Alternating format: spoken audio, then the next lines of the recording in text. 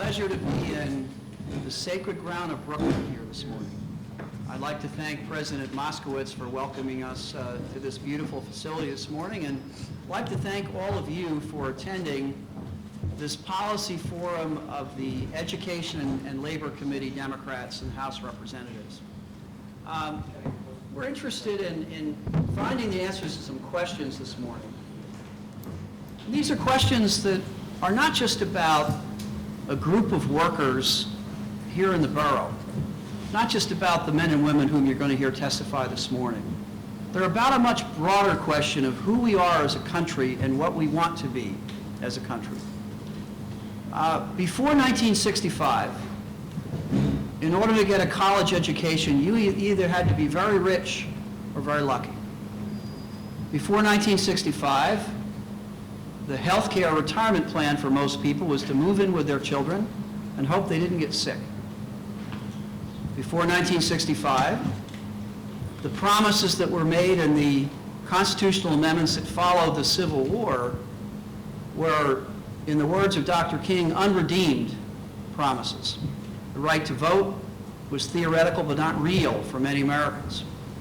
The right to work at a job to which you're qualified, for which you were qualified, was theoretical but not real for many Americans. The right to own a home in the neighborhood of your choosing was theoretical but not real for many Americans. Three great changes occurred in this country in 1965. The first was Medicare, where for the first time, men and women who worked teaching school or wiring telephones or working in hospitals could retire with dignity and not worry that an illness would ruin them financially for the rest of their lives. Civil rights legislation was signed by President Johnson, and for the first time, the right to vote became real for a lot of Americans. The right to work became real for a lot of Americans. This is still an unredeemed promise. Ask some of the people who stood in line for 12 hours last November in places around this country to have their right to vote. Rights under attack as we speak. And finally, the Higher Education Act was passed in 1965 that for the first time opened the doors of college for the sons and daughters of teachers and truck drivers, real estate agents, and telephone company employees. America changed for the better after those three changes. For every dollar of economic growth our country had prior to 1965, we've had $1.62 of growth since 1965, because we opened up this country and its opportunities for everyone. None of those changes, not Medicare, not the Civil Rights Acts, not the Higher Education Act, none of those changes would have been possible without a great and strong middle class in this country. And a great and strong middle class in this country would never have been possible without the union movement of this country. And the union movement of this country would not have been possible without a strong, enforceable right to collective bargaining. Those rights are under siege in this country today. Whether it is public sector workers in Wisconsin or New Jersey, whether it is the rights of both private and public sector workers in Michigan, whether it is the very functioning of the National Labor Relations Board, which has been paralyzed by the refusal of Republicans in the United States Senate to consider President Obama's nominees to that board. The right of collective bargaining is imperiled in America in 2013. We are here today to examine a painful and unnecessary example of what happens when collective bargaining is not vindicated under the law of this country. And it happened to several hundred workers here in Brooklyn. Those workers, employed by Cablevision, freely and openly chose to join the Communication Workers of America's Union in early 2012. They were, as we're going to hear from our witnesses this morning, jubilant at the prospect of having a seat at the table through which to determine the future of their families and their future. Their zeal to bargain collectively soon ran into a stone wall of resistance. We are more than a year since that organizing election took place, and there is still no contract. In January of this year, several of the employees who had voted to join that union actually read their employment manual, which said, we have an open door policy at this company. Anytime you feel a little disquieted by what's going on at work, you can walk through that open door. You can tell the management what you think needs to be fixed and what needs to be done differently. 22, it was actually more than 22 at the beginning, but 22 employees at Cablevision decided to walk through that open door on January 30th, 2013. They found that door slammed in their faces. What was to be a brief discussion of why the first contract had not yet been awarded or agreed to, nearly a year at that point since the certification of the union. Instead of a discussion of what to do next to constructively go forward, those employees were illegally fired from their jobs. They were told that they were going to be permanently replaced. A term of art, by the way, which is typically used when someone's on strike. These workers were not on strike. Some of them were literally at their job sites that morning. All of them were ready to perform their job functions that morning, but they were dismissed. This took place in a pattern of circumstances where workers at other facilities of the Cablevision companies were given very, very generous raises as they considered the right to organize. The raises were extended, but not to the workers in Brooklyn who had chosen a union. There was talk of technology investment, the future of the company, not happening in Brooklyn because the company would starve those workers out of that possibility. With the certification of the union comes the duty to bargain in good faith. We are here this morning to look at whether that bargaining in good faith has happened in this circumstance. Now, I want you to know that we endeavored to hear both sides of this story. When the Democratic members of the Education and Labor Committee decided to look into this issue, we endeavored to hear testimony from the employer or any of its chosen representatives. The employer was invited by letter. That letter was followed up by several phone calls, and the employer chose not to be present here this morning. We choose not to ignore the facts of this case. We choose not to sit idly by as collective bargaining is imperiled in our country. So here is how we will proceed this morning. We're very pleased to be joined this morning by my colleague from New Jersey, a member of the Education Labor Committee, Mr. Holt, and an outstanding new voice that reached the Congress this year, Congressman Jeffries from New York City. I'm going to ask Congressman Holt and Congressman Jeffries to make an opening statement. I'm then going to introduce our four witnesses here this morning. We're going to hear from these four witnesses. We'll then proceed to questions and answers and then conclude our hearing. The right to bargain collectively is enshrined in our law, but it's becoming less real in our lives. We are here, we are committed to examine how that came to pass in this circumstance here this morning, and take the knowledge that we gain and think about the question of how the right to bargain collectively can be rejuvenated, revived, and once again work for the benefits of this country as it has so well in the past. So I want to ask if my friend from Princeton, New Jersey, Congressman Rush Holt was elected to the Congress in 1998. He has served with great distinction his entire career on the House Education Labor Committee. He is a leader in science education, works the environmental issues, national intelligence, and most certainly the rights of workers throughout our country. Congressman Rush Holt.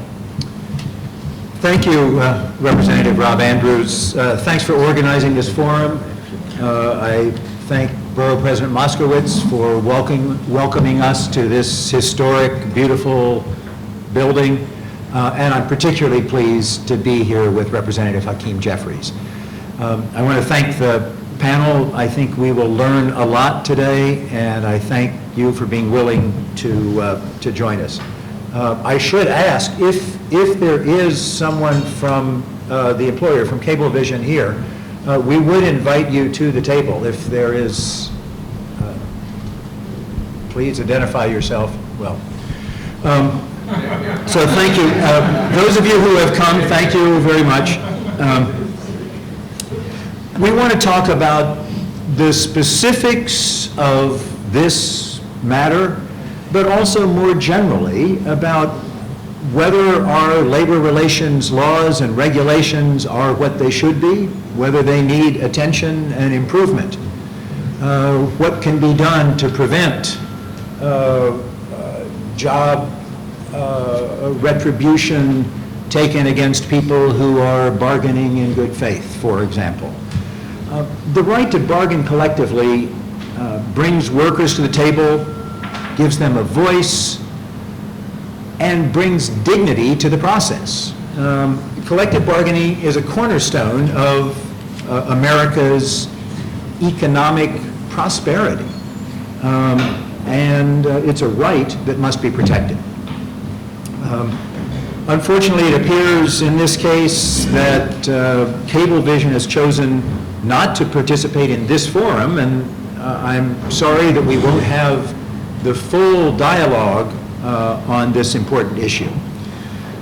But we can still get at the questions of what Congress's obligation is here to protect employees by ensuring fair labor standards,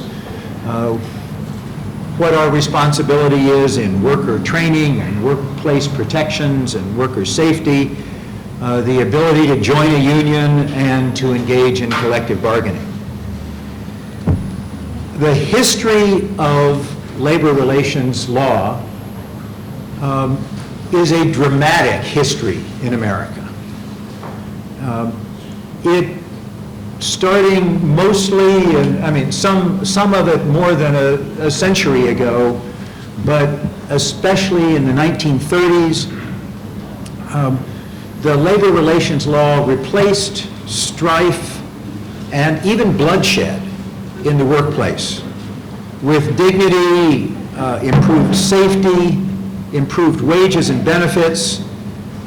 It gave workers a lift in their opportunities, and it also lifted families' opportunities in America, and in fact, it lifted the fortunes of America.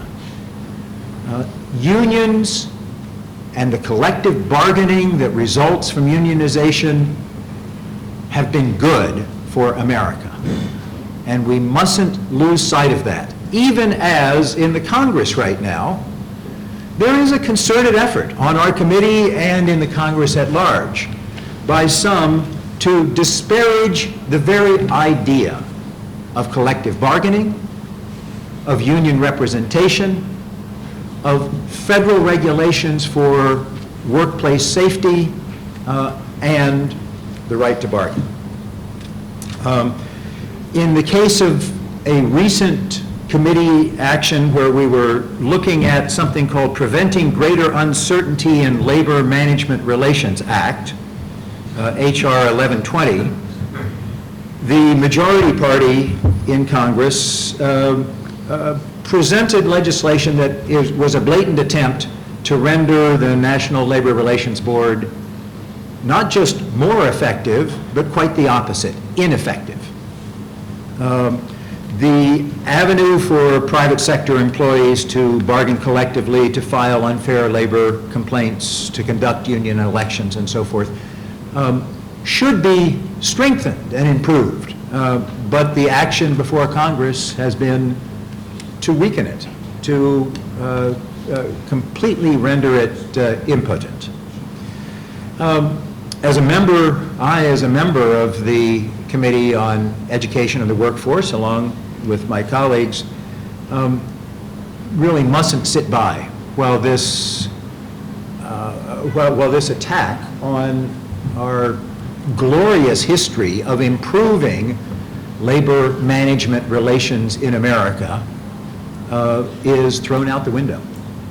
So today we're talking, as I said, not just about one particular case, not just 22 evidently unjustified firings, but we're looking at the bigger issue of how we produce a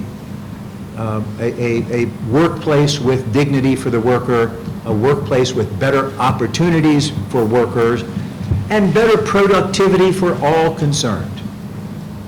So I thank my colleague for setting this up, and I look forward to the testimony. I should add, another thing we should be considering is whether we need something like the Employee Free Choice Act to make union membership and collective bargaining more available. So I thank my colleague. Thank you, Congressman Holt.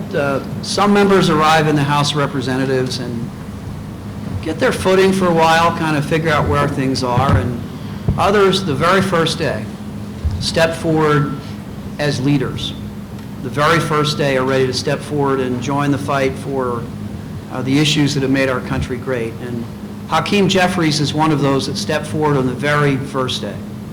He has been a powerful voice already for his constituents and for economic growth and social justice in our country. Although he's not a member of the committee, he's a member of a great effort to achieve economic growth and social justice for our country, and we are pleased to welcome him today. Welcome, Hakeem. Good morning, and thank you, Congressman Holt, and Congressman Andrews, of course, for your presence here today. Congressman Andrews, thank you for your leadership, for giving me leave to participate in this education and workforce hearing on a very important issue for the constituency that I represent for the city of New York, and indeed, as you have pointed out, and Congressman Holt has pointed out, for the country.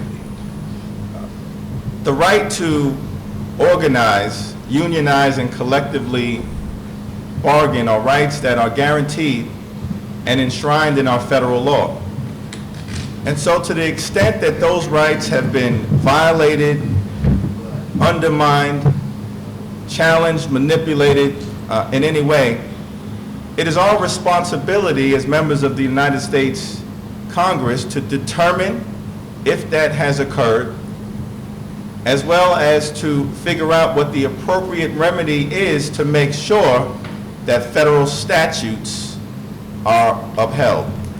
This is why this forum, initiated by Congressman Andrews, is so significant to me. As it relates to the precise manner that is before us, I'm thankful for the willingness of the witnesses who are here to testify, to help shed light on the situation as it has unfolded. There's certain things that we do know. We do know that in January of 2012, overwhelmingly, the workers at Cablevision voted to unionize and to join the Communication Workers of America. We do know that. We do know that that lawful, free, and fair vote triggered an obligation on behalf of Cablevision to collectively bargain in good faith. We do know that more than a year later, the progress as it relates to that collective bargaining has been modest at best, questionable in its comprehensiveness. And one of the things that we're here to try and determine is why that progress has been slow, and the reaching point, apparently every other worker within the Cablevision network, with the exception of those who voted to unionize, were given significant raises. That's a fact that we do know. And we also know that earlier this year, 22 Cablevision workers were unceremoniously terminated when, in their view, based on what appears to be a legitimate reading of their rights as workers, they sought to enter into a dialogue with management. The last thing that we do know, and we're here to find out why it has happened, and if there have been violations of federal statute, what are the appropriate remedies to prevent those violations and to allow the rights of the Cablevision workers to be realized and brought to life. We do know, as has been pointed out by my two distinguished colleagues from New Jersey, that all over the country, collective bargaining is under assault. We know that it has been under assault in Ohio. We know it's been under assault in Michigan. We know it's been under assault in Wisconsin. We know it's been under assault throughout the states of the Deep South. And we're now concerned that it's under assault here in Brooklyn, New York. I'm thankful for your willingness to participate in this forum. I look forward to your testimony. And as we say down in the United States Congress, I yield back the balance of my time. Already going native on us, huh? Thank you, Congressman Jeffries. We're going to proceed. I'm going to read brief biographies of our four witnesses. I would ask each one of them to then briefly state their case, and then we'll go to questions and answers. Chris Shelton has served as the Vice President of CWA District 1, which covers 180,000 members in over 300 CWA locals from New Jersey to Maine. Chris started his union work when he went to work for New York Telephone in 1968 as an outside plant technician and was elected as a shop steward that year. Chris, welcome. It's great to work with you as we have. 10 years ago, Mr. Clarence Adams was in a very different place than he is now. He had stepped forward in the service of his country, was in Iraq, fighting for his country in the invasion of Iraq 10 years ago. He has served his country with great distinction in the armed forces, and Mr. Adams, we thank you for that. And we think that one of the ways he should be thanked is a vindication of the very rights for which he fought when he went to serve his country. He's been employed at Cablevision since 1999. Mr. Adams is currently an advanced network technician. He is a shop steward for CWA Local 1109. Mr. Adams is one of the 22 techs fired and, quote, permanently replaced by the company. He has recently gotten his job back because of the attention that's been paid to this. And he did serve in the United States Marine Corps with great distinction in Iraq. We are proud of you, Mr. Adams. We welcome you. Ms. Gertrude Villegas, correct? Sorry about that. Is an outside plant technician, or OSP, for Cablevision. Ms. Villegas started with Cablevision in Westchester 14 years ago, transferred to Brooklyn, was promoted to Brooklyn from Westchester, I guess we'd say here, in 2000. Gertrude serves on the CWA Local 1109 Cablevision bargaining team. She was not one of the 22 workers who was terminated. Then finally, Associate Professor John Cicero of the City University of New York received his JD from New England School of Law, an LLM in Labor Law from New York University School of Law. Prior to joining the faculty of the City University of New York, Mr. Cicero worked at the National Labor Relations Board in Newark, New Jersey for over 12 years, the last two as a supervising attorney. Welcome, Mr. Cicero. Glad to have you with us. We'll start with Mr. Shelton. We invite your testimony. Representative Andrews, thank you for the opportunity to speak before this forum today. My name is Chris Shelton, and I am the Vice President of CWA District 1, which represents over 140,000 workers from New Jersey to Maine. I also want to extend my thanks to all the members of Congress who took time out of their very busy schedules to be here today. We deeply appreciate that you're here. Clarence Adams and Gertrude Villegas are both Cablevision Brooklyn workers. Clarence was one of the 22 workers callously fired by Cablevision on January 30th, when he and his co-workers tried to use the company's stated open-door policy to express concern to management about the slow pace of bargaining. Gertrude is an elected member of the Union Bargaining Committee and knows knows the frustrations of bargaining with Cablevision firsthand. They and their 288 co-workers are the heroes of this story. They are courageously risking their jobs and facing down threats, intimidation, and fear to stand up for something they believe in. I can't add a great deal to their upcoming accounts, but I want to bring a few things to your attention. First, keep in mind that Cablevision's open door policy states the following in their employee handbook, and I quote, "If something is troubling you within the workplace, please report it as soon as possible so that we can provide you with a quick response." Later on, the handbook, in a section entitled "The Freedom to Express Your Views Without Fear of Reprisal," Cablevision states, "We enthusiastically stand by our open door policy and do not abide retaliation against employees for having views different from ours." A sign with that language of this open door policy used to hang prominently at Cablevision's 96th Street garage. Within a day or two of the firings, it was taken down. Cablevision's open door had been slammed shut. Second, I want to spend a moment on Cablevision's claim that it permanently replaced the workers. The term management told the workers as they fired them. Permanent replacement is a legal term which applies to striking workers in specific situations when management decides it will keep production going during a strike by hiring permanent replacements, and usually only in the context of a lengthy strike. Of course, in this case, as Clarence will describe in detail, no one was on strike, and Cablevision knew that. All of the workers who were fired were either already working or about to go back to their jobs when they were quote-unquote permanently replaced.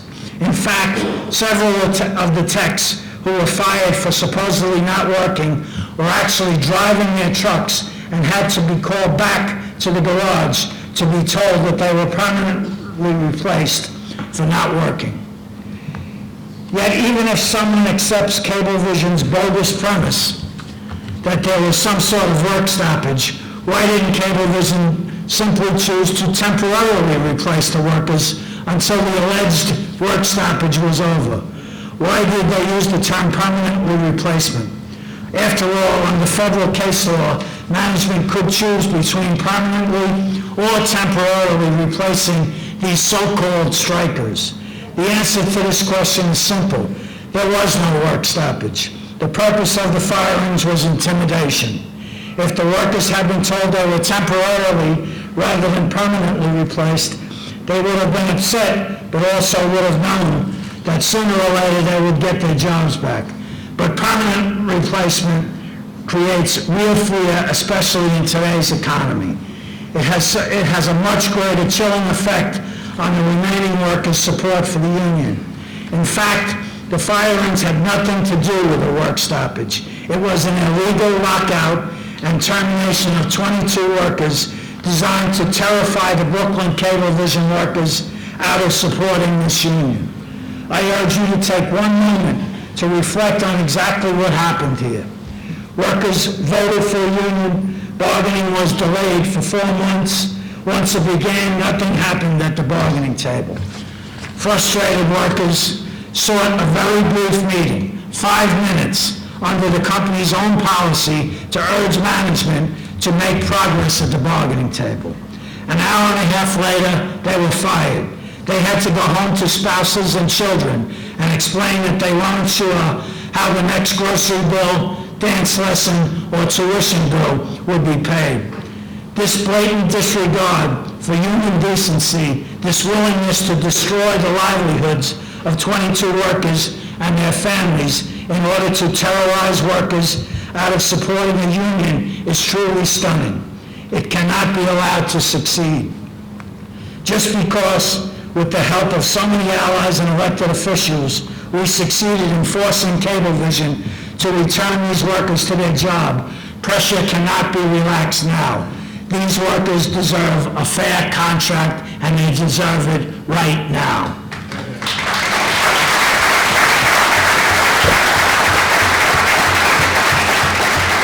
As Gertrude will explain in more detail, there has been absolutely no meaningful movement by management since the bargaining began on May 30th. Cablevision representatives say there is agreement on 20 issues. That's laughable. We have agreements on provisions proposed by management, such as requiring workers to keep their trucks clean of snow and garbage, and requiring them to tell management if they lose their driver's license. On the real issues, job security, grievance and arbitration procedures, health care, seniority rights, union recognition, pensions, and wages, the company has not moved one iota in 9 months. It is clear they have no intention of negotiating a fair collective bargaining agreement. Several days before the firings, CWA filed bad faith bargaining charges at the National Labor Relations Board. Had the Employee Free Choice Act been enacted in 2009, this situation would have been avoided. I know all of you either voted for it or strongly support it, but the undemocratic filibuster rules in the U.S. Senate and over 40 intransigent senators blocked the bill.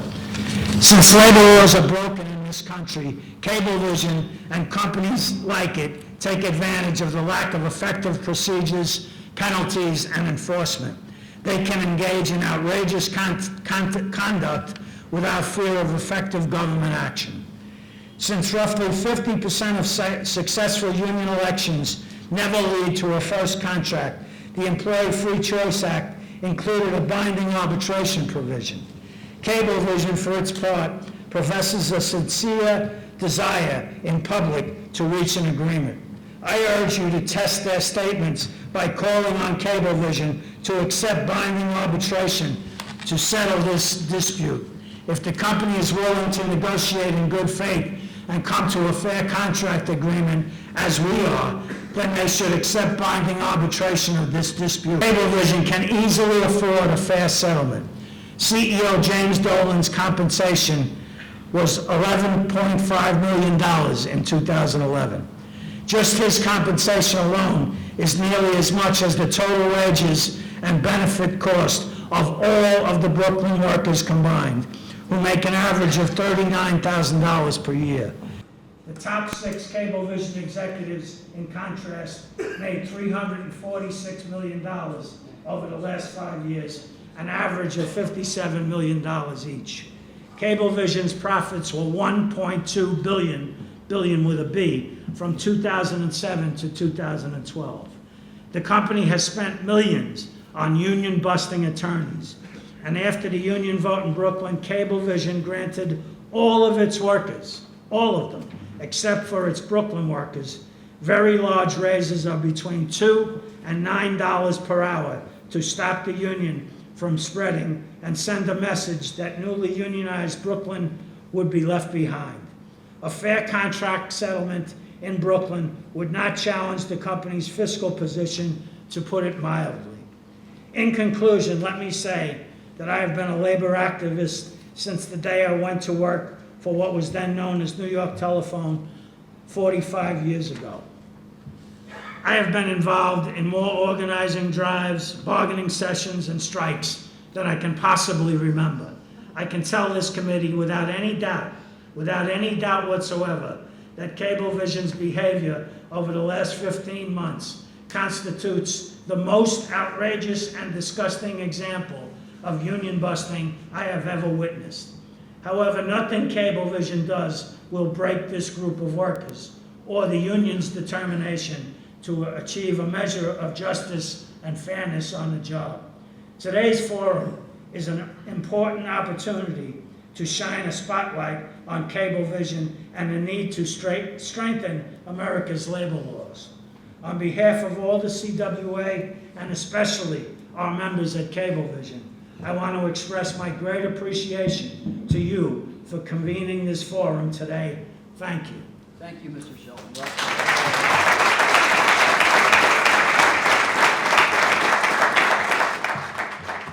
Mr. Adams, welcome to the committee. Thank you. Good morning.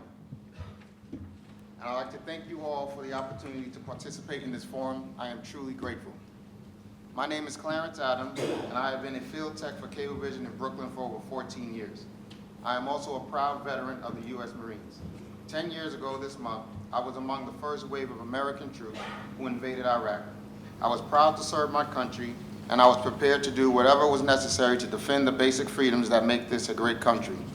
I want to tell you about our effort to organize and the union and what we have gone through just to try to get ourselves a union.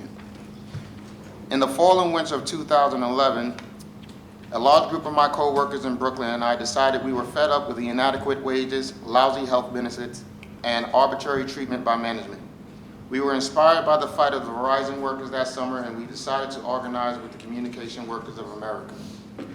Of course, the company viciously opposed our efforts. Cablevision told us that CWA was corrupt. They lied to us about the cost of dues and the likelihood of strikes. They threatened that our wages and benefits would actually go down if we joined together into a union. Management held dozens of forced meetings with us, both in large groups and in one-on-ones. But on January 26, 2012, an overwhelming majority of my co-workers in Brooklyn fought off this campaign of fear and intimidation and voted overwhelmingly to join CWA. The vote was 180 to 86. We were very excited. We thought now we'll be able to sit down in good faith with Cablevision and negotiate a contract that was reasonable and addresses our concerns about wages, benefits, and how we were being treated. But we were wrong. We were very naive. Our vote on January 26 was just the first step in a war that we never could have imagined taking place. First, Cablevision wouldn't even start bargaining until the end of May. While we waited to begin bargaining, the Cablevision workers in the Bronx decided to organize as well. Now, Cablevision was desperate to stop the union, willing to do anything, even things that were illegal. In late April, James Dolan, the CEO of Cablevision, gave every single employee in the entire company, about 10,000 people, significant raises of $5,000, $10,000, and even $18,000 a year, except for us in Brooklyn. He improved the health plans of every single employee in Cablevision, except for us in Brooklyn. He allowed techs all over his company to install Wi-Fi in parks, except for us in Brooklyn. And then right before the vote on the union in late June, he personally visited my co-workers in the Bronx and told them that they shouldn't make the same mistake we did in Brooklyn. He told them that Cablevision would now abandon Brooklyn. He told them Brooklyn would be left behind in terms of investment and the workforce. Management succeeded in bribing and frightening enough workers so they voted down the union. And since May 30th, Cablevision has refused to bargain in good faith for a contract. It's not like we were asking for a lot. We basically wanted a shot at the American dream. We want some job security. We would like to get the same pay and benefits of our co-workers and the rest of the company. And we would like to have a grievance procedure that guarantees we can't be fired without just cause. But Cablevision says no. They simply refuse to budge. About 6 weeks ago, on January 30th, 70 Cablevision workers in Brooklyn took advantage of the company's open door policy, which encourages employees to go to management at any time to discuss issues of concern. We wanted to meet with a manager, or any manager, for only 5 minutes to express our frustration that management was bargaining in bad faith with our union. That morning, after a lot of stalling, which caused a lot of the workers to drift away, management eventually invited 22 techs into a conference room. We thought, great, finally they were going to speak with us. So it came as a complete shock when, after waiting in the conference room for at least 20 minutes, the vice president, Mr. Rick Levesque, came into the room and told us we were all being permanently replaced. Cablevision's open door policy specifically says that the company does not tolerate retaliation against employees for having views different from ours. But on this day, the open door policy wasn't worth the paper it was written on. When management called the police to escort us out of the building, they were not making a mistake that day. They knew that it was blatantly illegal to retaliate against us for expressing ourselves. Their goal was to break the determination of the Brooklyn Cablevision workers to win a union and to get workers to decertify as well. They created an atmosphere where my coworkers were terrified that they would lose their life's work and that they wouldn't be able to provide for themselves and their families. And that is Cablevision's MO. It's the classic union busting playbook. Thanks to the help of many community organizations, unions, concerned citizens, and especially elected officials at all levels of government, the company has been forced to hire all of us back. I particularly want to thank Congressmember Jeffries for his long involvement in this campaign as well as all of our representatives at this forum.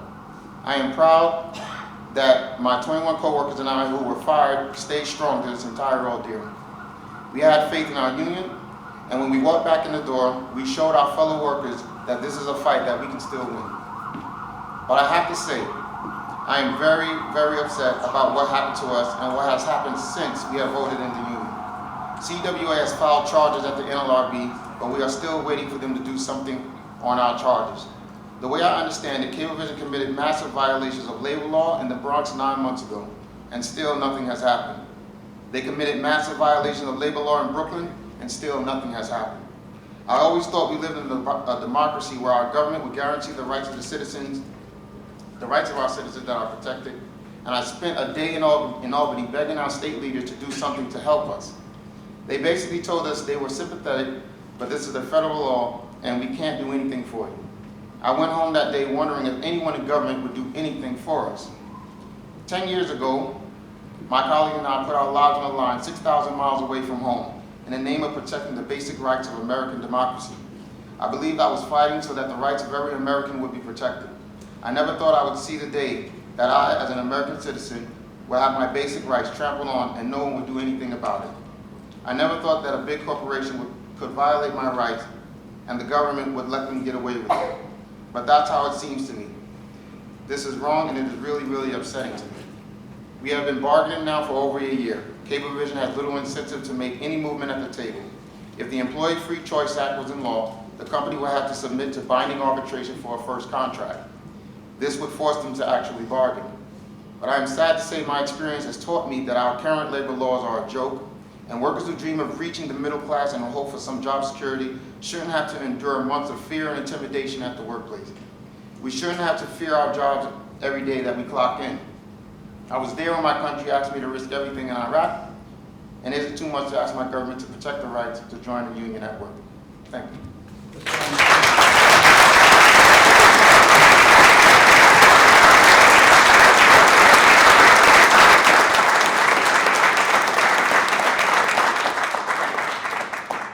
Thank you. And I again want to say how much we all appreciate your service to your country in the United States Marine Corps, and the fact that we should show it. That's exactly right. The fact that we can have this meeting today, we can vote, we can legislate, is entirely due to the sacrifices you and others have made. We appreciate you very, very much. Ms. Villegas, welcome to the committee. We're anxious to hear from you. Good morning. Once again, my name is Gertrude Villegas, and I'd like to say thank you for giving me the opportunity to speak here to Mr. Andrews, Mr. Holt, and Mr. Jeffries. I'm an outside plant technician at Cablevision. I've been with Cablevision for 14 years. Ms. Villegas, could you pull your microphone a little bit closer, Sure. so we can all hear? Thank you very much. Last year, we voted to form a union. My co-workers elected me to serve on the union's negotiating committee. I want to talk to you about what it has been like for me. For over a year now, I have sat down over 24 times across the table from management. They show up at these sessions and try to give us the impression that they are bargaining. They certainly pass proposals across the table, but it's all for show. There is never any real progress. I have to admit, this is my first time bargaining a contract, and in the beginning, I thought Cablevision was sincere at the table. After a while, though, it became clear that this was just a snow job. Cablevision attorneys make bargaining proposals that are so absurd, it's obvious their goal is not to reach an agreement for a contract.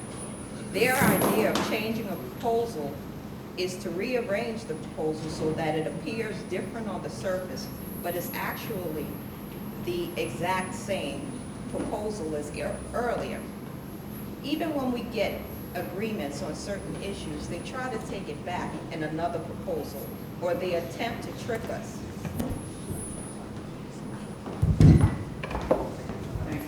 Is that better?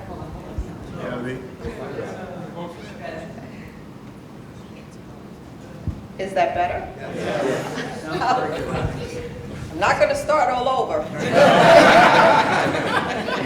But I will start at Cablevision's attorneys make bargaining proposals that are so absurd. It's obvious their goal is not to reach an agreement for a contract.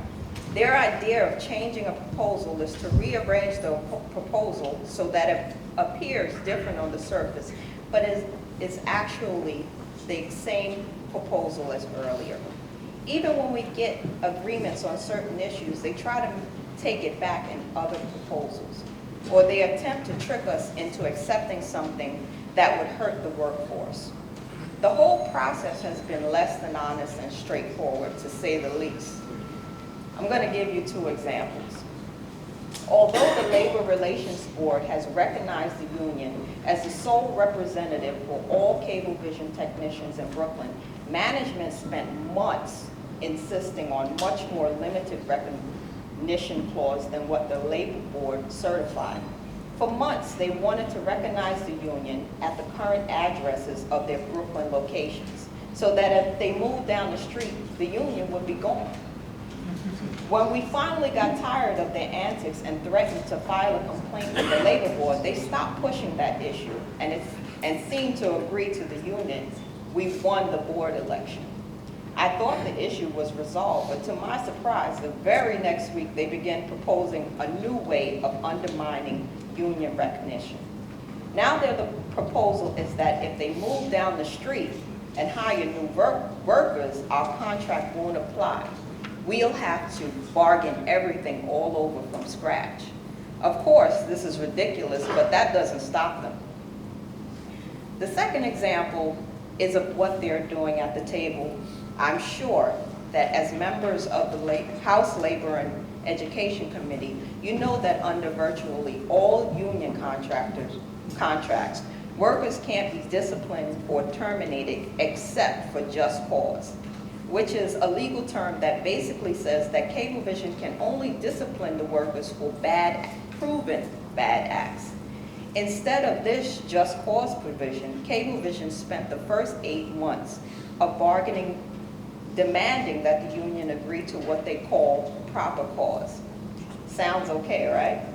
But it turns out that what management means by proper cause is that if they discipline or fire a worker for a reason that is proven later to be incorrect, the company's discipline or termination will be upheld as long as the company's actions were taken in good faith.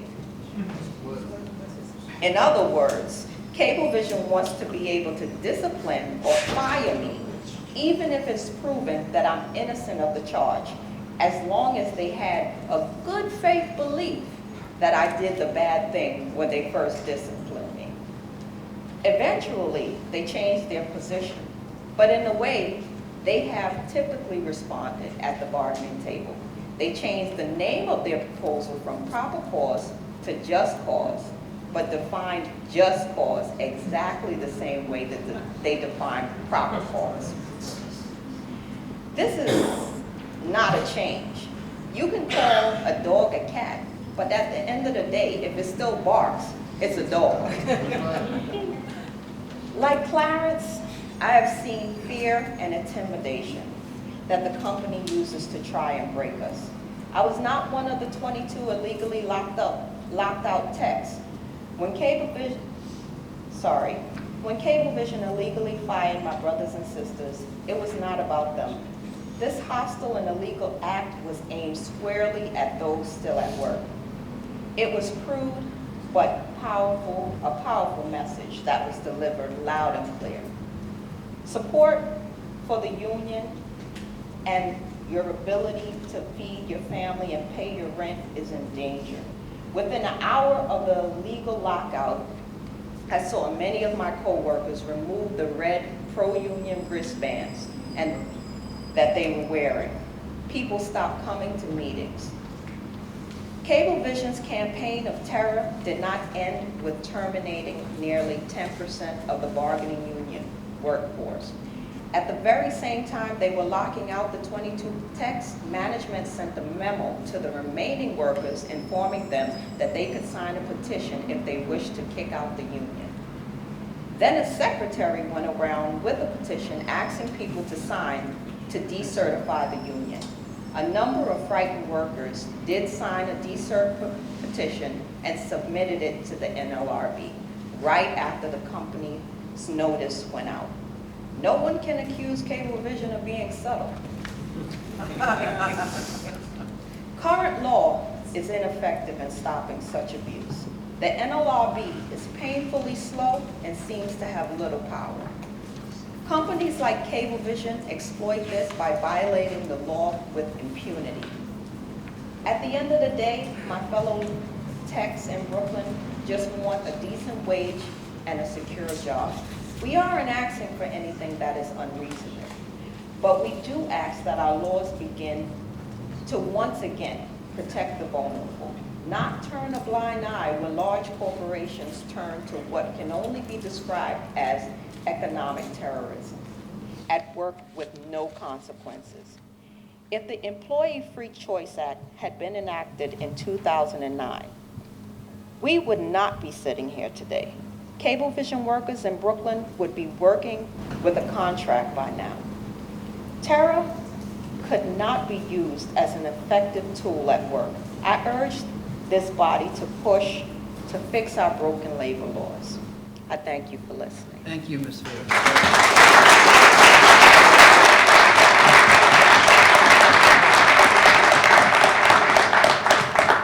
We admire your persistence and the grace with which you testified this morning. Thank you very, very much. Mr. Cicero, we've read your very scholarly and excellent written statement. In order to facilitate questions and answers, I ask you to summarize it for us if you could.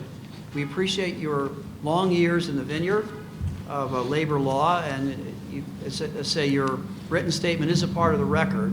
Okay. If you could summarize the highlights for us, we would appreciate that very much. Okay, I'm happy to try to do that.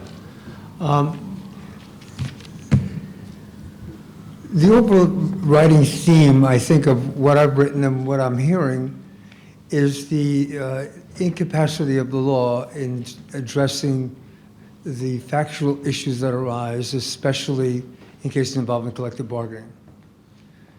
And the purpose of this forum was to try to understand the difficulty in achieving a first-time contract. Why does that occur? That's inextricably intertwined with the nature of collective bargaining, the issue of surface bargaining, and the remedies that exist. But I want to take it a step further. I mean, I'm going to discuss the legal issues to some extent, but I think that the fundamental purposes of the National Labor Relations Act, which I sincerely believed in, have been totally undermined because of the lack of remedy in so many different areas of the law, but especially when it comes to collective bargaining. When the law was enacted, it was enacted not to protect companies. It was enacted to protect the right of workers to finally achieve a measure of balance in the workplace where they are given some empowerment to organize a union and to engage in collective bargaining. That's why the law was passed. As you read the amendments made to that law through the years, if you read interpretations given to that law by primarily Republican Congresses, you see that the idea of not interfering with the employer's production becomes a preeminent concern. And that's the dilemma that you have. I mean, do we go back to the real reason the law was enacted, which was to protect employees and give them the right to unionize and collectively bargain, or to protect the corporate interest to maintain the kinds of relationships they've had in the past without interference from the union and needing to hear the voice of the employees? So that's the dilemma as I see it. What's happened at Cablevision is briefly addressing some of the issues there. To me, I mean, I've been doing labor law now for 35 years. It's the only thing I ever wanted to do. I teach it now. I practiced it earlier. But what you see are situations where employers may attempt to organize and the company is able to defeat the organizing drive through the commission of unfair labor practices. It seems to be a regular response by certain employers to simply violate the law as a means of achieving their result, the result that they desire. There's statistics out there in law review articles, for example, that when a union organizing drive occurs, 1 in 20 employees is likely to be discharged. if he or she joins the organizing drive. Excellent article by Professor Paul Weiler. As you stated earlier, the law was born in a period of conflict, with serious conflict occurring by employers resisting the encroachment that they thought that the law would bring. Through the years, there's been that continuation of resistance, but when you get to the issue of, collective bargaining and surface bargaining specifically, what the company did here seems to fit a pattern. It's almost like a blueprint of what to do to resist the union organizing drive. And that blueprint consists of basically two factors. You can delay, something called dilatory tactics, and at the same time engage in superficial bargaining, going through the motions of negotiating without ever meaning to reach an agreement, except, if you're able to coerce the employees in the union enough, maybe an agreement solely on your own terms. So what I see as Cablevision's conduct here, as alleged by the CWA, is a clear case of surface bargaining. Right? The delay that occurred, the nature of the proposals made, the insistence on proposals advanced by the company and then withdrawn, and then brought back again because of rejection by the CWA. The issue of making proposals which no union really could accept, because to accept those kinds of proposals means, well, what's the purpose of having the union there? Ms. Vegas, you clearly articulated one of those instances. What's the purpose of a union if you can't even negotiate over a just cause provision? Where, by the way, the burden is on the company to establish that it has just cause. The problem is this: once you have even a strong case of surface bargaining, which I believe exists here, especially when you view the wage increases given to other employers in other locations that are not unionized, especially when you consider the discharge of 22 employees, which can't be overlooked as a very serious act of intimidation meant to enhance the hand of the company in the negotiations. And then, of course, there's always a decertification petition. That's part of the blueprint. I mean, in cases I handled like the NLRB, there would always be this decertification petition that's filed hard on the heels of the surface bargaining case, at the end of the certification period, excuse me. So what to do about this? Well, unfortunately, the remedies for surface bargaining are very weak. The basic thing that happens, as you well know, is that the company will be ordered to return to the bargaining table and negotiate again. The certification year may be extended, which gives the union a lengthier period of insulation from rival petitions, including a decertification petition, but it doesn't get to the heart of the matter. And the heart of the matter is what happens to these employees while all of this is occurring. I think I stated in my testimony that in cases like this, companies are emboldened to go ahead and violate the law. And the company really is able to diminish any interest employees have in organizing the union because of the delay that's occurred. But it's my belief that ultimately it is the bargaining unit employees who are left twisting in the wind while they watch their right to bargain collectively slip away as statutory policy is undermined. And I think that's exactly what happens. It's the employers for whom the law was enacted who are left in the lurch, left in the breach, who are left without protection and the right to bargain collectively.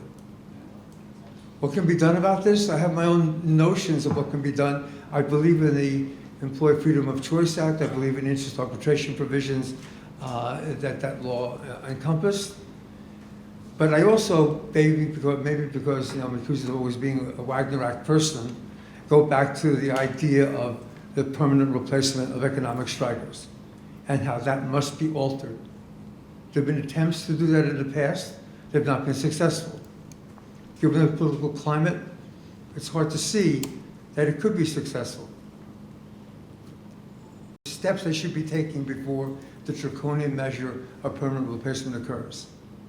my thinking is if you are able to actually strike without the fear of permanent replacement, or at least know what the odds are that you may be permanently replaced, that will create an atmosphere which the law was intended to address, which is that each party comes to the bargaining table with their so-called economic weapons, and then through that process of pressure back and forth, an agreement is carved.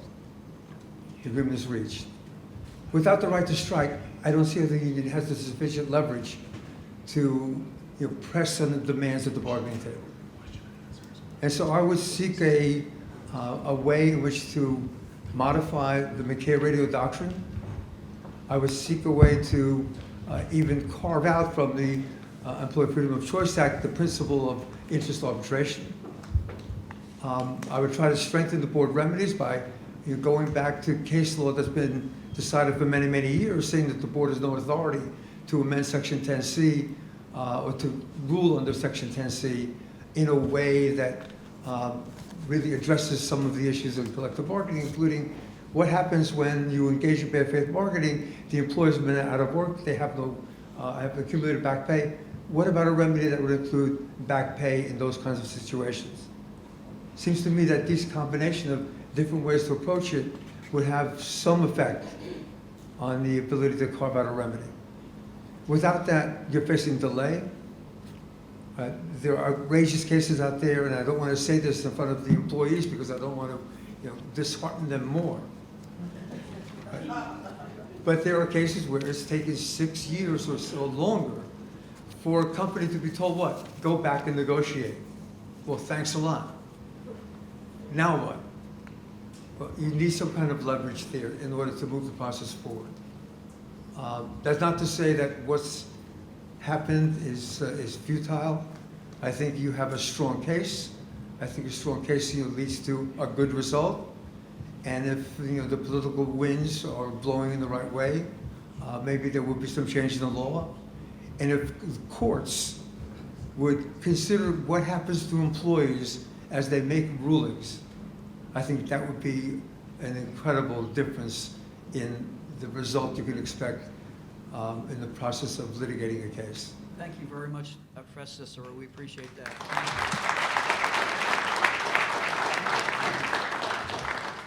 We are privileged to be joined by a member of Congress who understands economic growth very, very well. She is the former chair of the House Committee on Small Business, and she is presently the ranking senior Democrat on the Committee on Small Business. And I just wanted to ask if she could give us some statement before we go to questions. It's my honor to welcome my very dear friend, Congresswoman Nydia Velázquez. Thank Welcome. you. Thank you.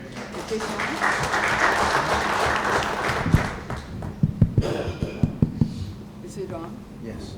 Yeah. Okay. Well, good morning, Mr. Chairman. I just want to take this opportunity to thank our colleagues from New Jersey.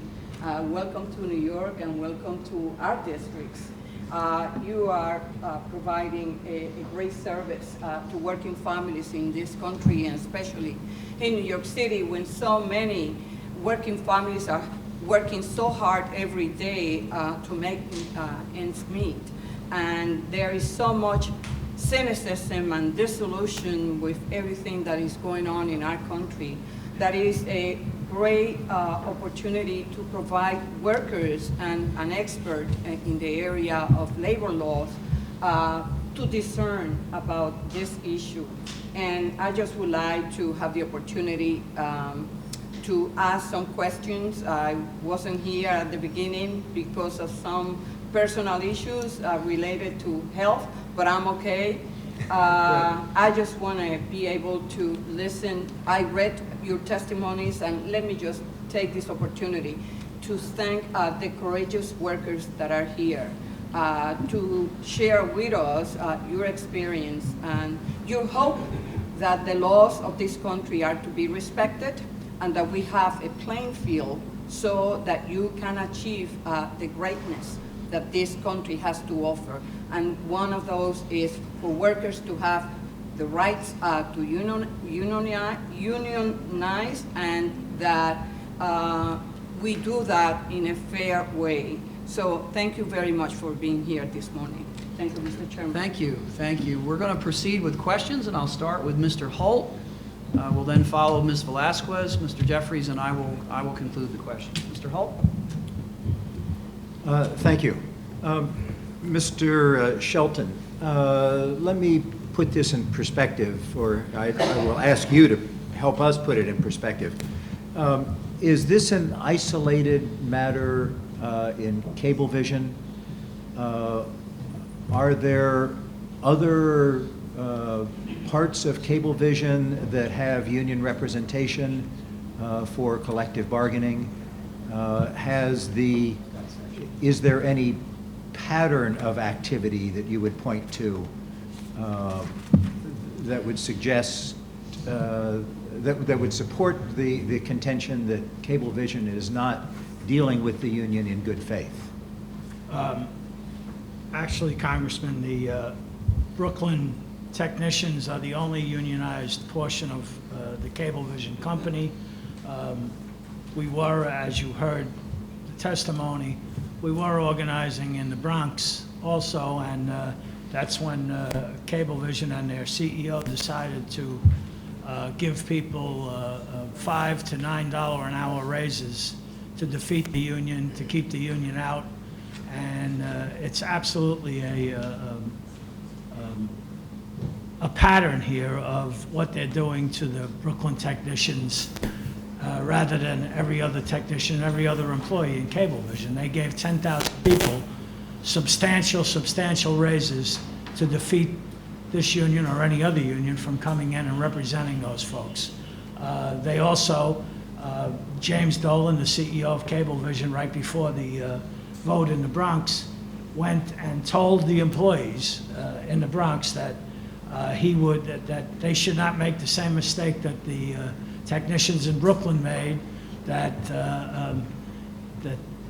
Cablevision was going to abandon Brooklyn, not only in technology-wise, but also employee-wise. And they shouldn't let that happen to them by joining a union. And, you know, if that's not a pattern, I don't know what is. And then when you add that to the fact that after they fire 22 people illegally, absolutely illegally, they put out desert petitions that very same day. I mean, there can be no doubt here that what Cablevision is doing is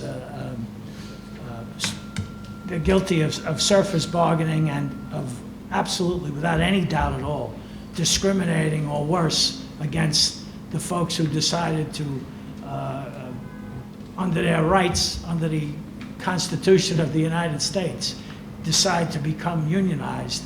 There can be no doubt that Cablevision has decided that they are going to defeat those rights, whatever it takes, whether it's legal or illegal. They will do anything they can do to make sure that the folks in Brooklyn do not have a union and that there is no contract there. Thank you, Mr. Sheldon. When I made reference earlier to the historical progress that has been made in workplace relations going back over a century, I recognize that it's been with fits and starts and setbacks, and the progress that has been made has been because of courageous, intelligent, determined workers and labor leaders. And I would say we have several of those before us today, and I thank you. I thank you for that. On this matter of decertification, Mr. Adams and Ms. Villegas, have you seen or heard talk or seen efforts at decertification? And Ms. Villegas in particular, do you think what's been going on at the negotiating or so-called negotiating table has been conducted with decertification in mind? Answer in either order, either of you, please. Yes, absolutely. Yes. I definitely think that what's going on has all been about decertification, because the proposals that are put across are so ridiculous. We can't possibly accept it. So of course we have to go back and rework what they put forward to us. And then they rework ours, and then we rework theirs. And all of this takes time, and they know that it takes time. Even the littlest proposal can take 4 or 5 sessions, or even more to go through. And they keep doing this to push it back and push it back. And of course, it's all in line with decertification. So I believe the waiting period for decertification to begin has passed. Has passed. So does either of you see any indication that they are seeking that now? We saw that when they fired the first, the 22 workers, the very same day, they put out the decert petition saying that you can go to this website, and gave all the information as to where you can find it and how, and the details to how to go about filing for decertification. So it was immediate. As soon as the decertification time came around, they did this action with the 22 workers, and then they put out a memo saying this is where you can decertify. So it was immediate. It's not going on. It's happened already. Would you add to that, Mr. Adams, or you concur with that?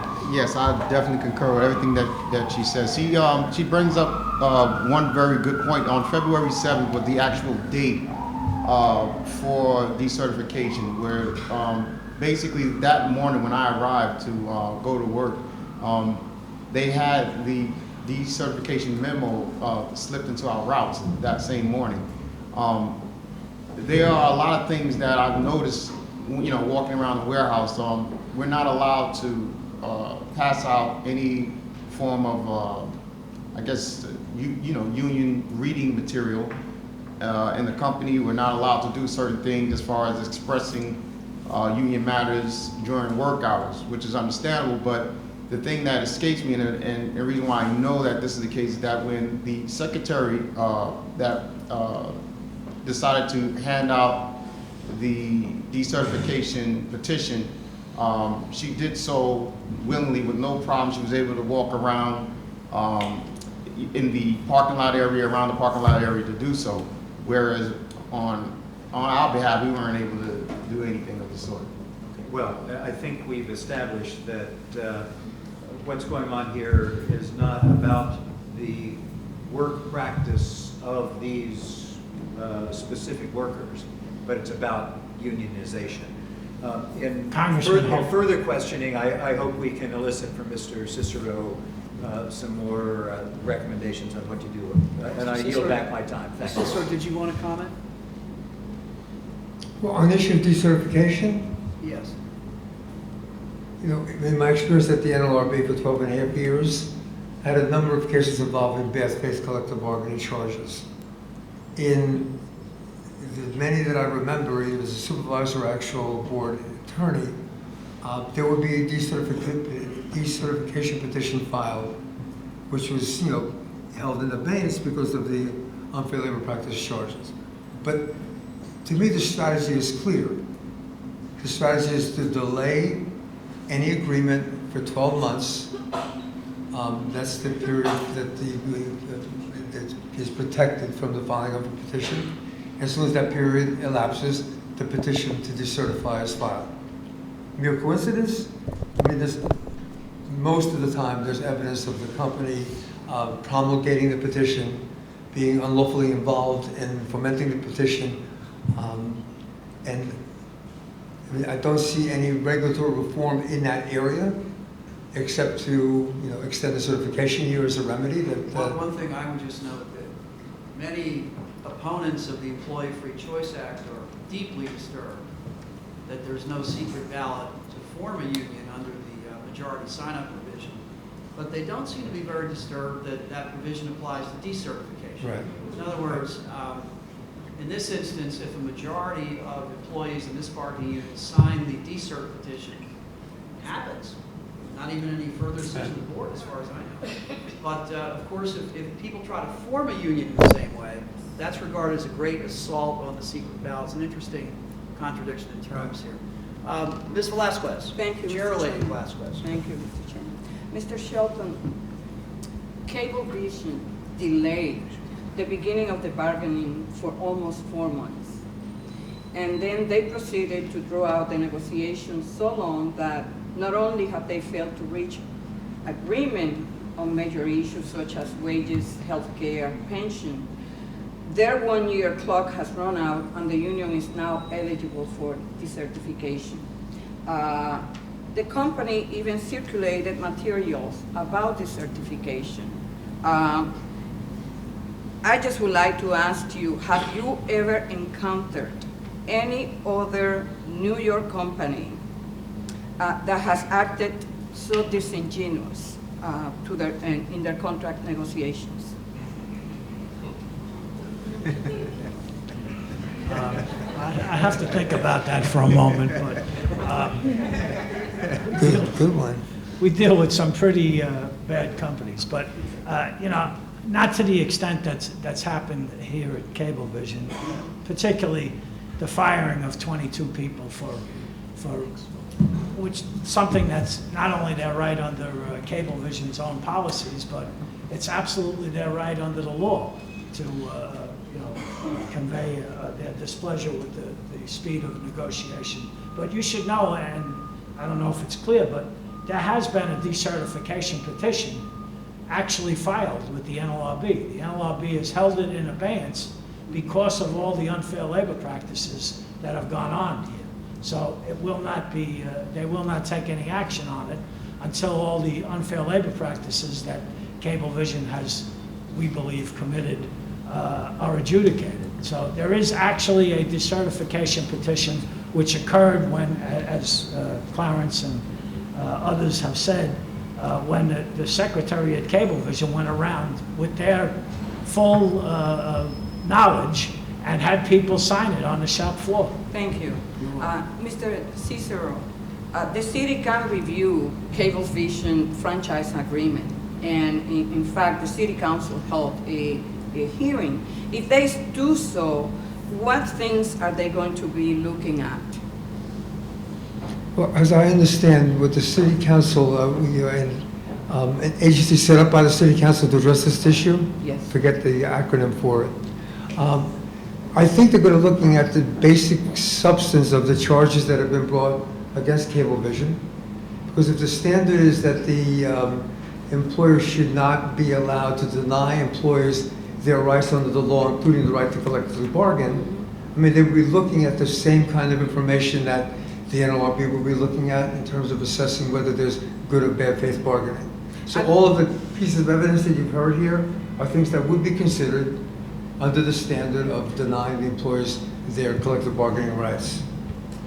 Okay, thank you. And in their contract negotiations, the two parties have failed to agree on major issues. As a result, CWA would like Cablevision to voluntarily agree to a federal mediation and binding arbitration. However, the company is not bound to enter such agreement. Right. If Cablevision refuses, what are the options available to the union? I think those are limited, unfortunately, because the company does, like as you stated, does not have to agree to the binding arbitration. If that portion of the Employee Freedom of Choice Act was in place, well then that would occur as a matter of the operation of law. So what the union needs to resort to is the traditional economic weapons, so to speak, that it uses in order to try to get the company to accede to their demand. Thank you. Yes. Thank you. Ms. Villegas and Mr. Adams, can you share with the committee here, you were without work for over a month. How has this ordeal affected you and your coworkers? It was very discouraging to a lot of my coworkers to have to come home and explain to their families that, in essence, they did nothing wrong, but that feeling of not knowing what was to come was extremely hard for, especially my family. It was a burden in the home that, I can honestly tell you that I've never felt before. You know,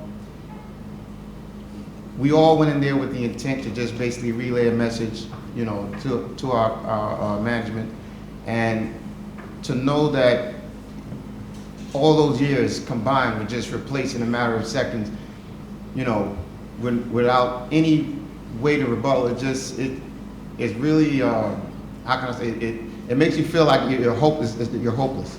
And I have to say that it was very hard on a lot of the families, and I'm extremely thankful, like I said, to CWA and everybody that helped us to try to get through that ordeal.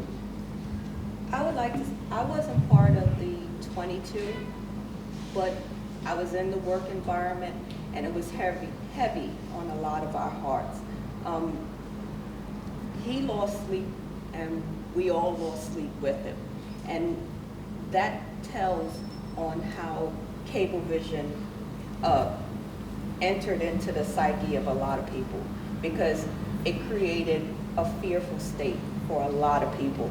And I think that with the Employee Free Choice Act, we wouldn't be in this position right now. We would have a contract by now, because it would create a lot of things. It would enable the employees to have more of a say, and employers would have a say also, but then we would be on a level playing field. It wouldn't just be them here and us down here. And the situation they created, it created a bad environment for a lot of people. Thank you. Thank you, Mr. Chairman, and let the record shows that I am extremely disappointed at the fact that Cablevision was invited to be here this morning and they choose not to. And that says a lot about their practices and how much they care about the well-being and a good, positive environment for our workers. Thank you. Thank you, Madam Chair. I do want to note for the record that our very good friend and colleague, Jose Serrano, who could not be personally present today, has sent his district director. Mr. Lopez, are you present? We just wanted to thank you for your presence on behalf of Congressman Joe Serrano. Mr. Jeffries? Thank you, Congressman. Mr. Shelton, Cablevision is allowed to operate, and as you pointed out eloquently in your testimony, procure billions and billions of dollars in profit as a result of a franchise that is granted to it by the City of New York. Essentially, its status as a corporation that has made significant amounts of money is permitted because the people of the City of New York, through its government, has extended this franchise to operate as a cable provider. And in my view, every corporation has a responsibility to be a good corporate citizen, but is it fair to say, in your view, that when a franchise is conferred to enable a particular corporation, in this instance Cablevision, to operate as a business, that there is an elevated responsibility to behave in a manner that is consistent with the laws of the city, the state, and certainly the federal government? Absolutely. You know, part of their franchise agreement with the City of New York states that they have to, not that they, if they decide to, but they have to bargain with a union if the employees at Cablevision choose a union to represent them, which is what happened in this case. So part of their franchise agreement is absolutely crystal clear that they don't have a choice, that they don't get to play games or don't get to decide what James Dolan or anybody else at Cablevision wants. If they want to maintain that franchise with the City of New York and with the consumers that have their service in the City of New York, that they have to abide by good faith bargaining with the union that the employees in Brooklyn chose. And what, if any, remedies are in that franchise agreement to the extent that, as the record has been developed, reasonable people can conclude that good faith negotiations haven't taken place in this particular instance? What if any remedies exist pursuant to the franchise agreement?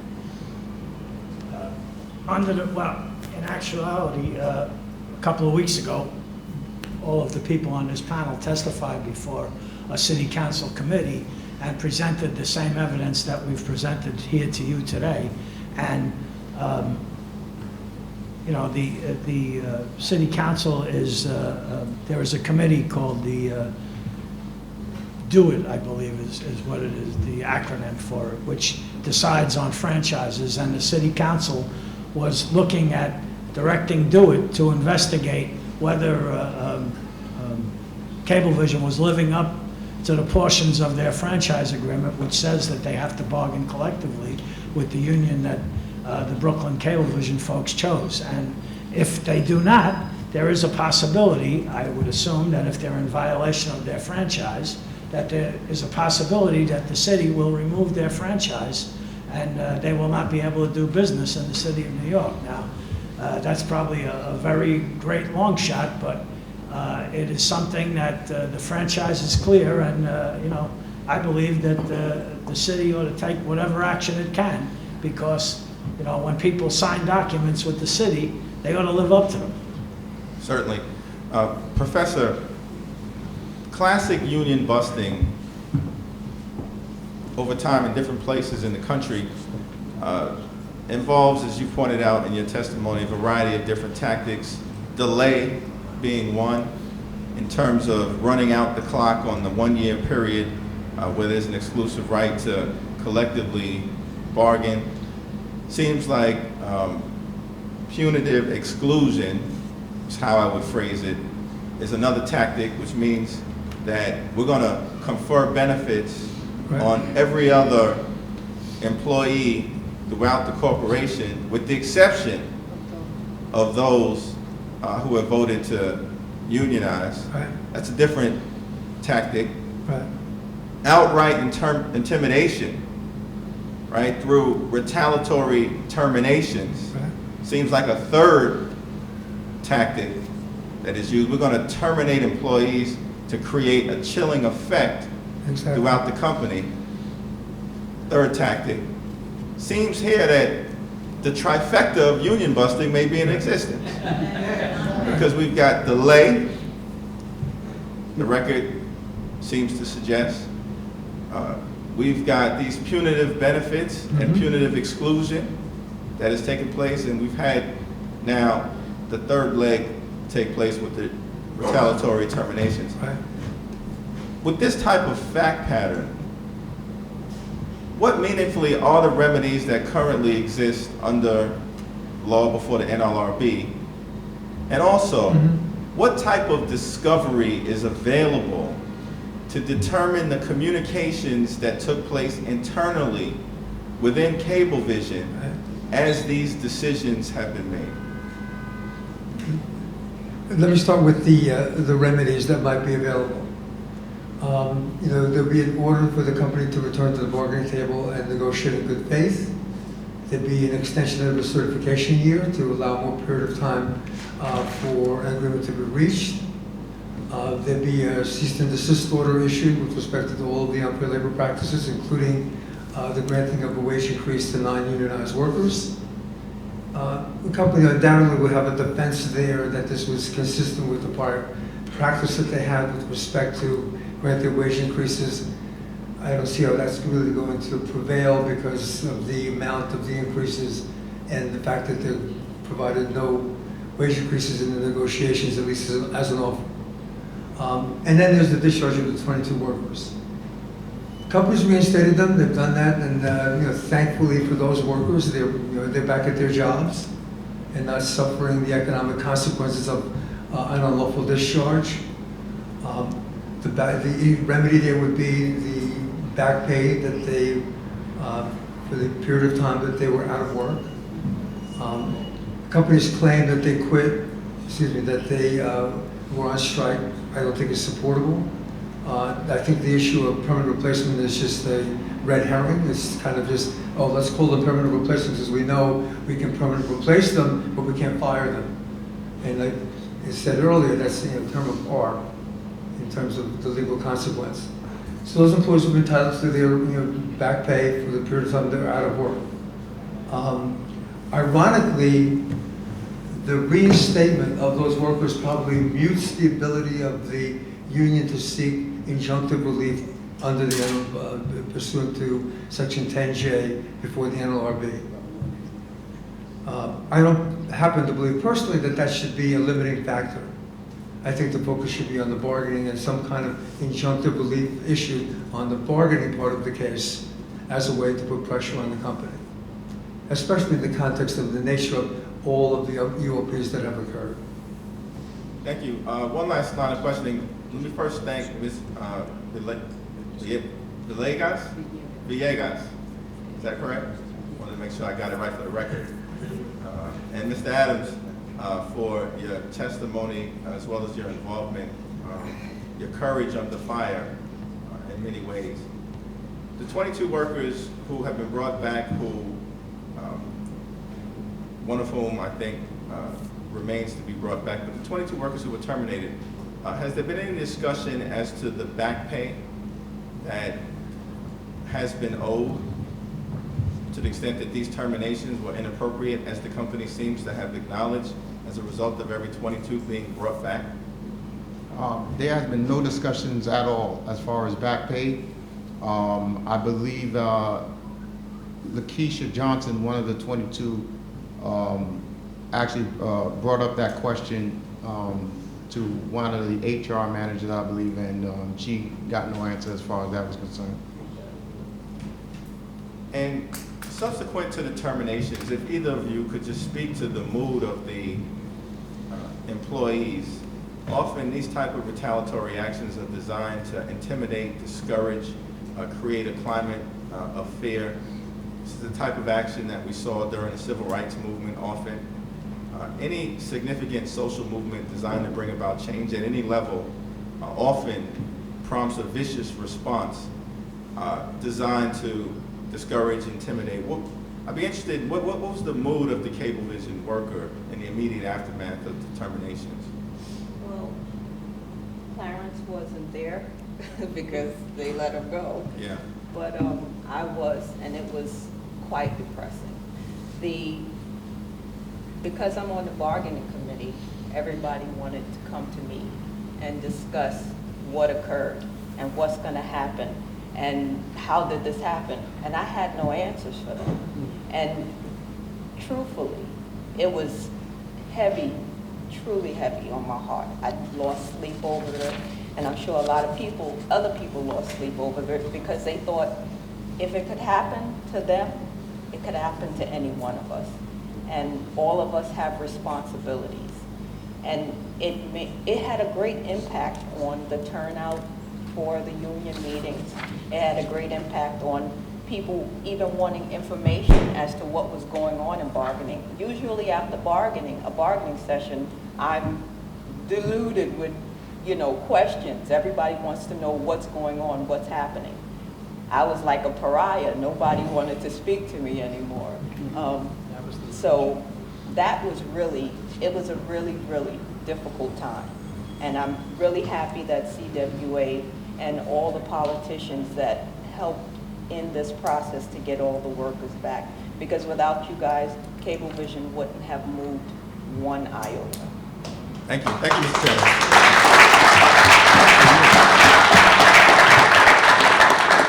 I do want you to know that Mr. Jeffries in particular spoke up about this issue very clearly in Washington, along with the other New York members. Mr. Jeffries made this his business very early in his term, and he deserves much of the credit for what has happened here. Ms.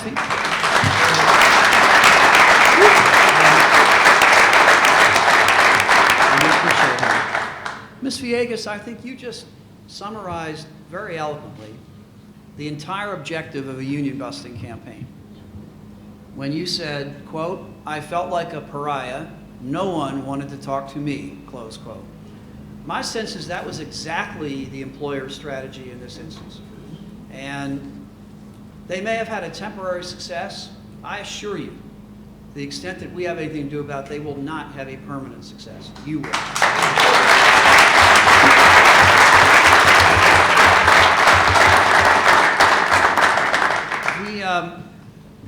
Things could be different. Things could have been different in this negotiation. And I understand the reason people shied away from you, because if Mr. Adams and 21 others could be fired for speaking up, and you're sort of the Committee on Speaking Up as a negotiator, being seen with you is not good for someone's health, not good for their longevity within that employer. And of course, the loss of a job is not good for the health of your children or the ability to pay your rent or pay your bills. That's exactly what they were trying to do. Now, it could have been different. The Employee Free Choice Act has in it powerful provisions that would have prevented what happened to you and your brothers and sisters in this situation. It's my understanding that you won the representation election on January 26th of 2012. Is that right? Yes, And the first bargaining session, if I read correctly, did not happen until May 30th of 2012. Is that right? yes. If the Employee Free Choice Act became law, as soon as the union served notice it was ready to bargain, within 10 days, bargaining would have had to commence. When were you ready to start bargaining after that January 26th The election? very next day. I would think so. That would have meant that the first bargaining session would have taken place on February 5th of 2012, not May 30th of 2012. And it's my understanding that during these sessions, the progress has been extremely limited, and I think you characterize the discussions as absurd in some cases. Let me talk about one of those absurdities. This definition of just cause for dismissal, or whatever the new term is that they want to use, my understanding is the company's taking the position that if they in good faith believe that you did something wrong and fired you, that's good enough. Is that their position? That's definitely. So here's what that means. If you were accused by a customer of stealing when you were in their home, and it was completely false, but the company interviewed the customer and seemed like a nice lady, and she said nice things, was well dressed, and if they in good faith concluded she was right and fired you, and then it turned out that in a court of law it was proven she was absolutely wrong and you were completely innocent, you would not be able to get your job back.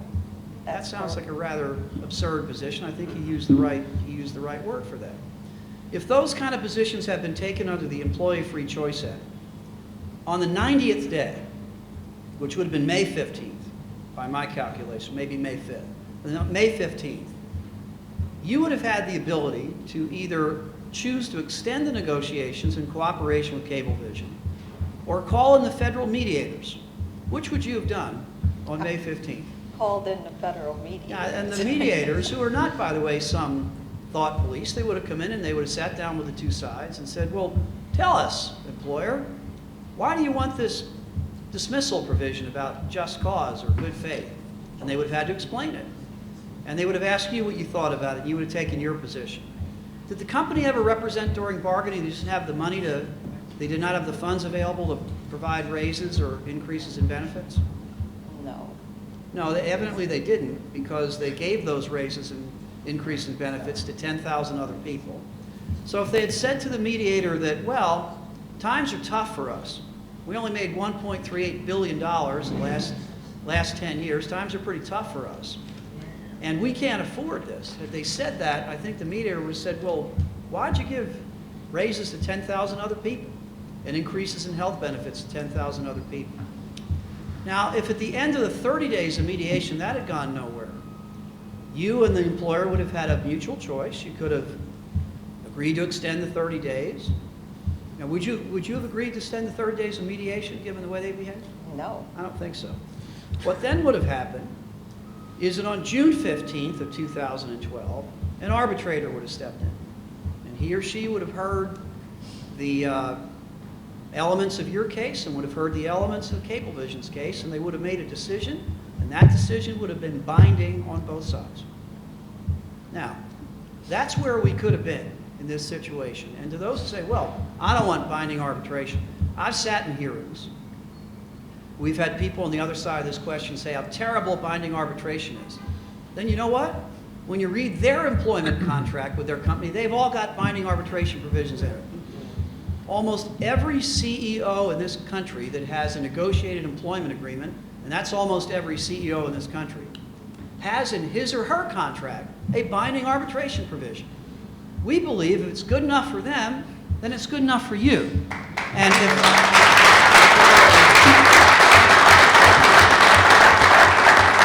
And And if the two sides tell their stories, take their positions, that what the arbitrator decides should govern. I think Professor Cicero really has this right. And that is that the labor laws that we have on the books aren't worth a whole heck of a lot if there's no remedies to enforce them.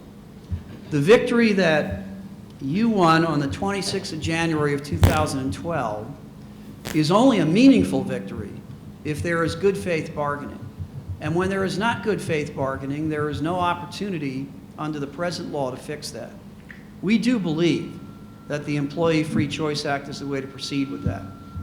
And you do need to know, as was pointed out by Mr. Shelton, that the reason the Employee Free Choice Act is not law is not because a majority of the U.S. House in 2009 was not for it, because our majority was. Our majority was. And it's not because a majority of the United States Senate was not for it in 2009. It's because 41 senators were against it. Now, that same problem is coming up right now. President Obama has nominated qualified people for the National Labor Relations Board. He's nominated 4 of them by my count, so he's been in office. None of them have come up for a vote on the Senate floor because of that same minority that blocked the Employee Free Choice Act. I would simply say this to you. You and Mr. Adams in particular have persevered under the real pressure of this situation. And you've won some victories. You won that vote in January of 2012. You won the jobs back for the 22 people who spoke up and were terminated for that reason. The real victory is yet to come. The real victory is when the duty to bargain collectively is not just written on a piece of paper, but it becomes a reality for American workers. We are committed to see that day come. And if our commitment and our perseverance can match yours, I assure you that day will come, and that is our commitment to you here this afternoon. Thank you.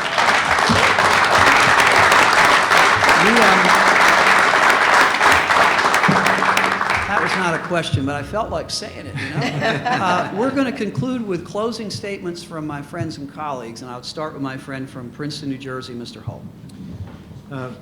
Thank you.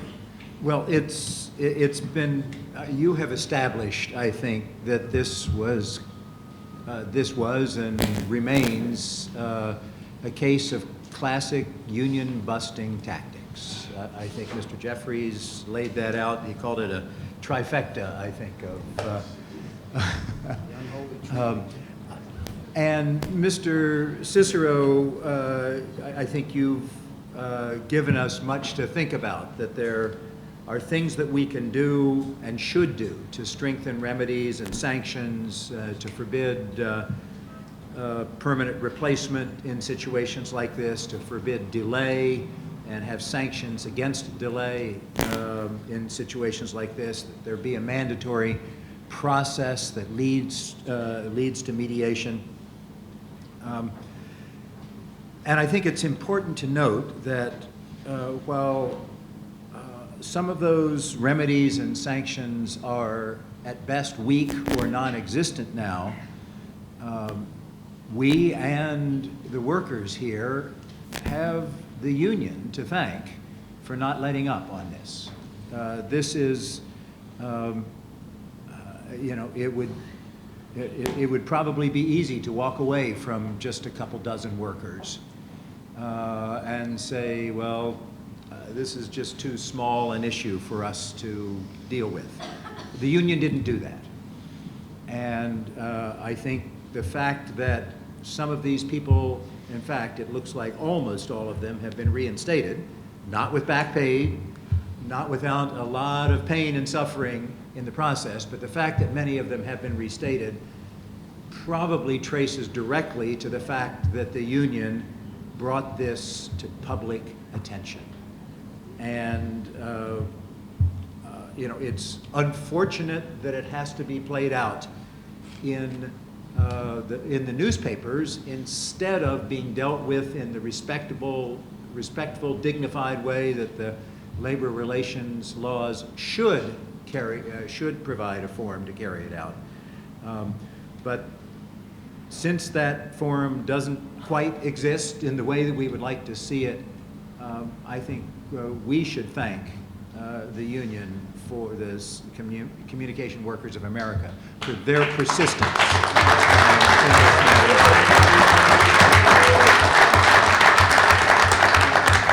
And their concern, not just for the rights, but for the dignity and well-being of these employees. Thank you. Thank you. Ms. Velazquez. Thank you, Mr. Chairman. I just, before I make a closing statement, I would like to ask Mr. Shelton. You know, the fact is that we don't have the Free Choice Act, even though we have the majority, but until we get 60 on the Senate side, I just would like to ask if there is... We're working on it. If there is anything that at the local level can be done. For example, this franchise agreement, when will it come to expire? Or is this... The franchise agreement with the city doesn't expire for 8 years, but we believe that DO-IT, which is the Department of Information Technologies, which controls the franchise, has the ability to go into court and seek an injunction against Cablevision for what they're doing, and we're pursuing that. Okay, so I just would like to add that thank you so much for your courage. Your presence here shows that your spirit has not been broken, and that is a show of strength, and that you're not alone. You have a strong union that will be there all the way, and that members of Congress and elected officials throughout different levels of government will be with you, and we will use the power of our offices to make this right on behalf of working families in this country. Thank you. Thank you.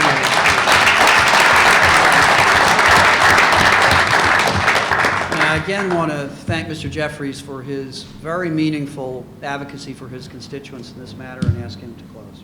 Well, thank you again, Congressman Andrews, for your leadership, for your willingness to conduct this forum, to give us the opportunity to air the facts, to hear such powerful testimony from such compelling witnesses, and to begin the process of addressing the injustice that has occurred as it relates to the livelihood of these workers. I believe the Marines have a saying, leave no man behind when on the battlefield, and I think we as members of Congress on this side of the aisle are committed to making sure that the principle of federal law here, which allows for the right to unionize and organize and then collectively bargain upon a successful vote, that no man or no woman will be left behind.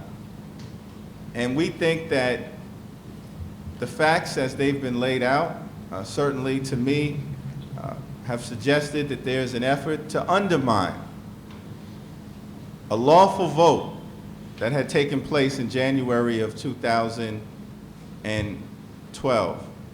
And when the terminations were brought to light, that principle that so many who have fought for this country on the battlefield in foreign wars abroad, leave no man behind, was a principle important to us in fighting to make sure that all 22 workers were brought back. Because it was a courageous step that was taken to try and simply aspire to the American dream of a better way of life, a middle-class existence.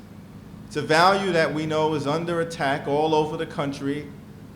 As we pointed out earlier, under attack in Ohio, under attack in Michigan, under attack in Wisconsin. We will not allow that attack to be successful here in Brooklyn, New York.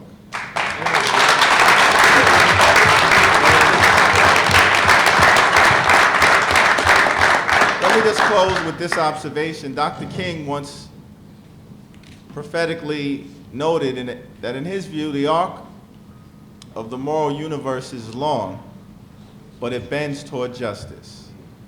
And I think what Dr. King was saying is that in this world, there are going to be some epic battles. And there's some good folks and there's some rough folks.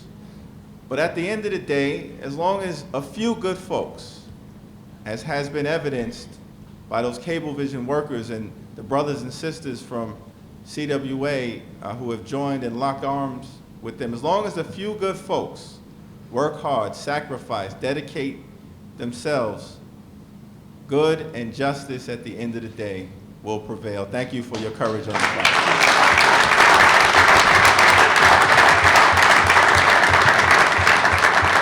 I would like to express my appreciation to President Moskowitz and the good people of the Borough of Brooklyn. I'd like to thank the witnesses for their careful preparation and illumination. I again note for the record that Cablevision was invited repeatedly to participate, so their side of the story could be heard. I'm a baseball fan, and I know enough about the history of Brooklyn and baseball that a refrain heard around here very frequently was, wait till next year. Because the Dodgers in those days had great hopes, but not always great results until number 42 started playing for them. Things got a lot better, but it was always wait till next year. Well, when you vote to form a union after a lot of pressure to push you in the other direction, and it's time to start collective bargaining, you shouldn't have to wait till next year. When you walk to the bargaining table and the incomes and the health care and the pensions of you and your children are at stake, you should not have to wait until next year. When you walk in through the opening door policy on January 30th and say, we want 5 minutes to express our frustration as the slow pace of this bargaining, you should not have to wait till next year. And by all means, 22 people should not be fired in this country for expressing their First Amendment rights to express themselves. Now, there has been a victory in this case. Those 22 men and women are back to work. But that's not really what the case is about. There will be victory when the fair first contract is ratified by both sides. That day will come.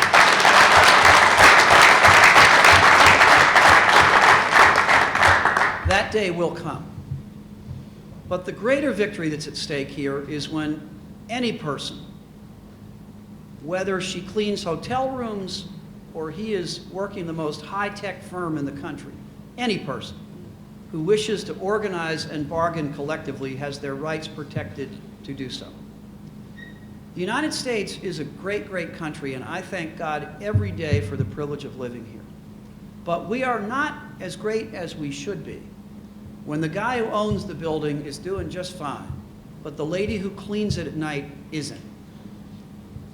And we have had a lot of very successful real estate moguls. Some come to mind right here in New York City, I won't mention, but we've had some very successful real estate moguls in this country. God bless them, may they continue to grow and prosper.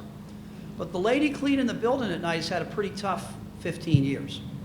Her wages have dropped, her health benefits have shrunk, her pension has evaporated, her home is worth less than it was 10 years ago. She's the person whose cause has been the concern of the union movement in this country. If the union movement of this country is weakened, then so is she. And if she is weakened, then so is our country. The victory that we will win is her victory. For her wages, the education of her children, her pension, her health care, her right to bargain collectively and speak for herself. That day is coming. And today is an important day for it. We thank you for participating.